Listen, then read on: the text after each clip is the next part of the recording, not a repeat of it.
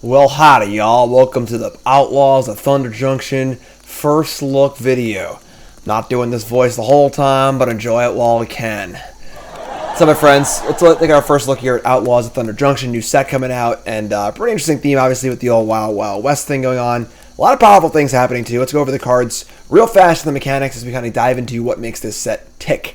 First mechanic, and perhaps the coolest one, is committing a crime. This is actually not a new mechanic. This is just a keyword for things that already happen in a game. So whenever you target an opponent, anything your opponent controls, and or cards in their graveyard, you've committed a crime. And this will trigger things in-game, like here on Gitrog the Hellraiser, which is a 5-mana black mythic 4/4 human warlock. It's got ward 2 mana and pay 2 life. Pretty good ward. It's a lord for all of your skeleton zombies, which is obviously very, very fun. Then whenever you commit a crime, you make 2 tapped 2/2 blue and black zombie rogue creature tokens. Triggers only once each turn, but very, very powerful effect, obviously. So you untap with this thing in play, Doomblade your creature, get 2 2/2s, that's awesome.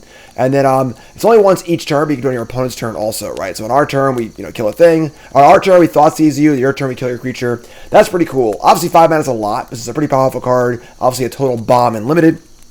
And a pretty good look at what committing a crime is. A lot of cool things in the set that trigger a crime. There are lands that deal that 1 damage to a player. That counts as a crime. A lot of little things like that. You can kind of be like, oh, wow, that's a crime. That's kind of cool. So very backwards compatible with old cards, which is really, really cool. And definitely sweet to see.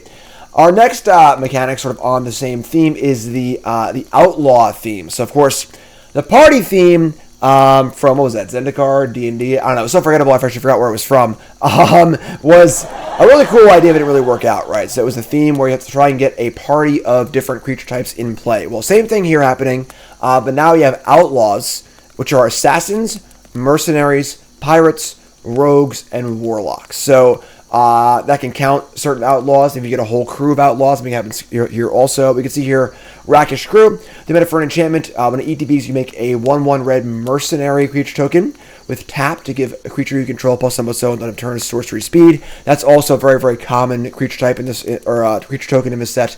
Look for those everywhere. It's really cool. And then whenever an outlaw dies, drain for 1. So similar to Bastion of Remembrance, really cool card from Ikoria. Pretty cool card for like sacrificey token decks, and it's kind of cool. It should be very, very important limited for sure. Next mechanic is Spree, which is kind of a weird mixture between kicker and split cards. Spree is the mechanic like you see here on the final showdown.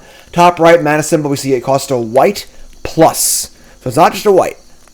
You just choose 1 or more additional costs. So you can pay a white, and then we can add a colorless to that to make all creatures lose abilities on its turn.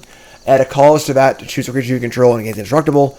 Or add 5 mana to that to Wrath. So you can choose any or more than 1. So for example, you could spend 5, 6, 7, 8 mana here to all creatures lose abilities, save a creature you control, and Wrath everything. So hit their thing that is indestructible or whatever, and then save your own thing, and then Wrath.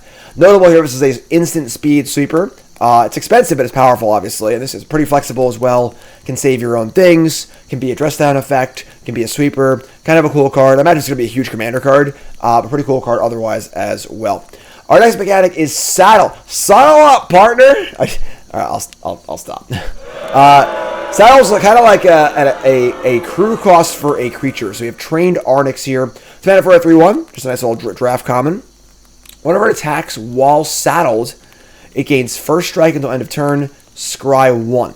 So pretty powerful. Saddle 2 means tap any of creatures you control, power 2 or more. This mount becomes saddled on a turn only as a sorcerer. It's literally just like a vehicle. It's just like crew basically, but it's crewing a thing that's already a creature to give it an extra bonus. Pretty cool effect, honestly. Pretty cool merger of like wanting special effects on your creatures, but also using the vehicle template, which is cool as well. This is obviously a common. For bigger ones here, we got Gitrog, the Ravenous Ride. Everyone loves freaking Gitrog. We got a 5-mana Golgari Mythic Frog Horror Mount, and it's a 6/5 Trample Haste, which is obviously freaking huge. And whenever it does combat damage to a player, you may sacrifice a creature if it's saddled this turn. If you do, draw X and put X land cards from your hand on the battlefield tapped, or X to sacrifice creature's power, and then it's a saddle 1. So basically, this is a 6/5 Trample Haste for 5, which is fine. And you can just put something onto it, and then sack it, and then draw a bunch of cards. Pretty powerful card, honestly. It should be a really, really cool card. Definitely possible player constructed. Drawing cards and playing lands, things I love to do, so that's a really, really cool one.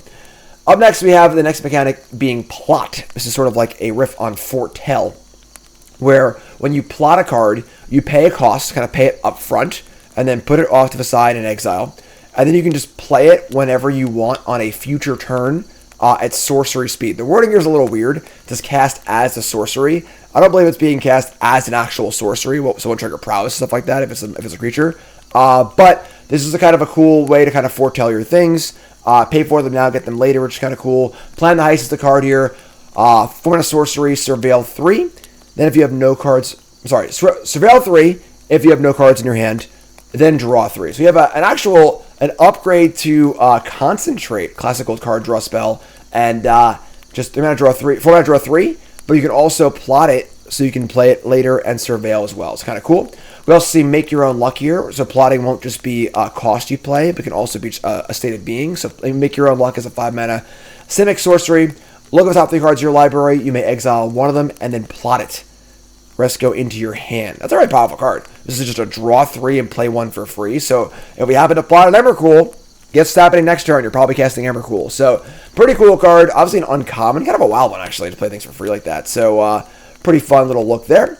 We also got some crazy ones here. The return of Jace. Jace is back. Are we happy about that? Are we sad? I don't know. Yeah. But Jace is back.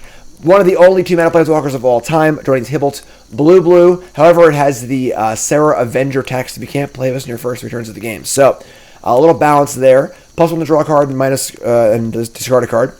+1 to exile a non-land card, mana value 3 or less from your hand. If you do plot it, so once again, that'll be a way to play a card for free later.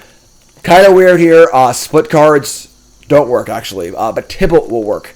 Valky, God of Lies, and Tybalt, which is kind of a crazy one. And then -6, if you cast a spell, copy it, choose new target. So, not the most overwhelming Planeswalker, but 2-mana Planeswalker is pretty crazy. So Jace is back.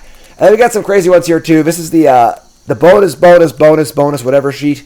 Special guests or something. No, I'm sorry, it's not special guests. This is like I don't know what the hell it is, honestly. But these cards are in booster packs. Obviously, you can't play Mana Drain in Standard, but you can play it in Limited.